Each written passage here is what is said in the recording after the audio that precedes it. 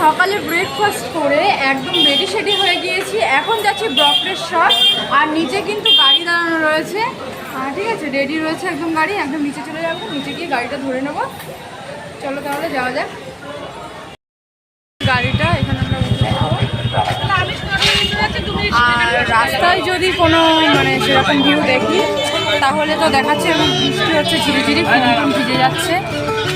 তাহলে চলো গাড়িতে উঠে পড়ি। আর বক্রেশ্বর গিয়ে তো দেখাবো, দেখি বাবার থানে। চলো।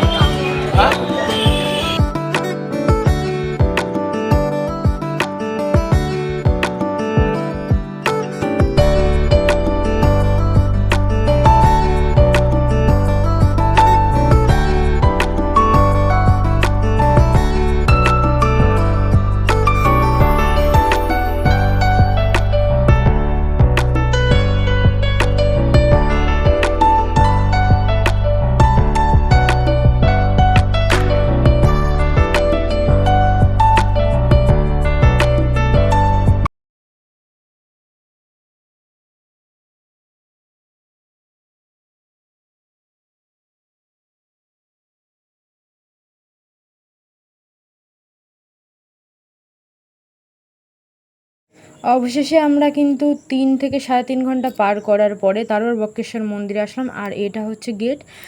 গেটটা বড়সড়ই ছিল আর বাইরেটায় পার্কিং ছিল একটা গাড়ি রাখার মতো। আমরা ঢুকে পড়লাম মন্দিরের ভেতরটাই। আর মন্দিরের ভেতরে কিন্তু টাকা দিয়ে এন্ট্রি করে ঢুকতে হয়, কত টাকা সামথিং আমি জানি না, ওরাই দিয়েছে আর কি দাদাভাইরা।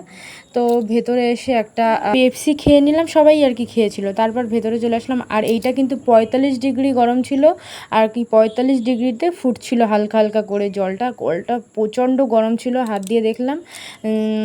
জানি না 45 ডিগ্রি গরমেই মানে তাপেই যে গরম এই জলটা, আর এগুলো কেমন গরম হবে। 45 ডিগ্রির পরে আর একটা ছিল, সেটা সামথিং ছিল 75 ডিগ্রি। হ্যাঁ 75 ডিগ্রি ছিল, 80 ডিগ্রি ছিল, 90 ডিগ্রি ছিল। হ্যাঁ চলো সেগুলো তোমাদেরকে দেখাবো। আর হ্যাঁ এটা কিন্তু 75 ডিগ্রিতে ফুটছে, তোমরা কিন্তু ভালো করেই দেখতে পাচ্ছ। হ্যাঁ একটু জুম করে দিলাম, দেখো প্রচণ্ড পরিমাণে ফুটছে। আর তাপে এখানে দাঁড়ানো যাচ্ছে না। বক্রেশ্বরে কিন্তু এটাই নাম করা। জানি না তোমরা কে কে এসো, যারা যারা এসছো ভিডিওটা যারা যারা দেখছো অবশ্যই কিন্তু আমাকে কমেন্ট করেই জানিও কারা কারা এসছো।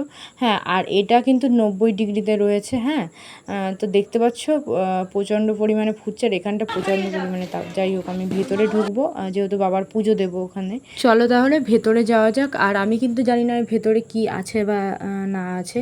এখানে কিন্তু অনেকগুলো শিব মূর্তি রাখা ছিল। হ্যাঁ আর এই যে মন্দিরের ভেতরটায় ঢুকে গেলাম। আর মন্দিরের সামনেটা একটা পুকুর মতন রয়েছে, ওই জলটা মোটামুটি গরম, কিন্তু সেই ফুটান্ত গরম না আর কি, নর্মাল। তো ওখান থেকে একটুখানি হাতে জল দিয়ে হাতটা ধুয়ে নিলাম এই যে এই পুকুরটার থেকে। তারপরে মন্দিরের ভেতরে ঢুকবো। এখান থেকে কিন্তু দিদিভাই সবাইকে জল ছিটিয়ে দিল আর আমার হাতেও জল দিয়ে দিয়েছিল। তারপর মন্দিরের ভেতরে ঢুকে গেলাম। আর মন্দিরের ভিতরে কিন্তু এরকম ঘন্টা রয়েছে, সামথিং ভক্তরাই হয়তো দিয়েছে। আর এই যে হচ্ছে বাবার আসল যে মূর্তিটা, এই যে ওই ছোট ঘরটার মধ্যেই রয়েছে। এই যে এখানে আমরা সবাই পুজো দিলাম, বাবার প্রসাদ দিয়ে মালা দিয়েছিলাম, আকন্দ ফুলের দিয়েছিলাম, আর হচ্ছে দিয়েছিলাম বেলপাতা। তো বাবার পুজো দেওয়ার পরে চলে আসলাম সতীপীঠে। সতীপীঠেও কিন্তু মাকে নমস্কার করে মায়ের দর্শন করে তারপরে কিন্তু আমরা বেরোবো। হ্যাঁ আর এই যে মায়ের চরণেও একটু নমস্কার করলাম। এখানেই চরণটা দেখলাম, যেহেতু তারাপীঠে গিয়ে আমরা চরণটা আর কি হাতে পাইনি, যেহেতু আমি ভেতরে ঢুকিনি ওই জন্য দেখতে পাইনি। তো দিদিভাইরা এখানে পুজো দিল। পুজো দেওয়ার পর ঠাকুরমশাই সবার প্রসাদগুলোকে ভাগ করে দিল। হ্যাঁ ভাগ করে দেওয়ার পর তারপরে আমরা বেরিয়ে গেলাম। আসার ভিডিওটা আমি কন্টিনিউ করতে পারিনি, প্রচণ্ড শরীর খারাপ থাকার কারণে 3-4বার বমি করেছি রাস্তায়।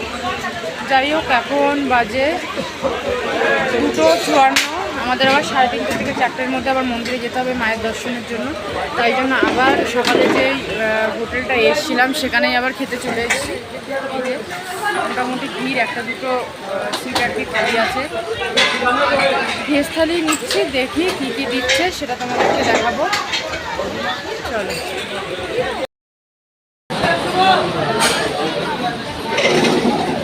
এদিকে রয়েছে আলু পোস্ত, রয়েছে পাঁপড় ভাজা, ভাত দিয়েছে, লেবু দিয়ে আলু ভাজা, আলু পটলের একটা রসা দিয়েছে, আর দিয়েছে ফুলকপি আলু দিয়ে মানে ভেজ।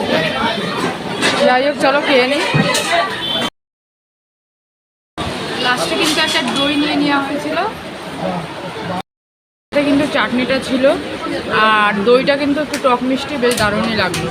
চলো তাহলে। লাঞ্চ কমপ্লিটের পরে আধ ঘন্টা মতন হোটেলে গল্প করার পর সন্ধ্যাবেলা বেরিয়ে সবার জন্য প্রসাদ নিয়ে নিলাম। মোটামুটি 9টা মতন প্রসাদ নিয়েছি। তো তারপর চলে আসলাম ফুচকা খেতে। তো তোমাদের দাদাভাই অফার করেছিল আমাদের, মোটামুটি 100 টাকার মতন ফুচকা খাওয়া হয়েছিল। ওখান থেকে ফুচকাগুলো কিন্তু দারুণ ছিল। আর এখানে 5টা ছিল 10 টাকা, আর এরাও খাচ্ছে। ওরা এসে দিদিভাই আসেনি, দাদারা আসেনি, ওদের জন্য ফুচকা লাস্টে নিয়ে গেছিলাম। ফুচকা খেয়ে আবার সবাই চলে আসলাম মন্দিরে। আর এখনও মন্দিরের ভিড়টা তো তোমরা দেখতেই পাচ্ছ। মায়ের দর্শন করে আবারও বেরিয়ে পড়লাম। এখন বাজে 10টা আর এখন চলে এসেছি রাতের ডিনারের জন্য। ডিনারে আমি ভাতই নিয়ে নিচ্ছি, আর ভাতের সাথে কী কী আছে সেটা তোমাদেরকে দেখাবো।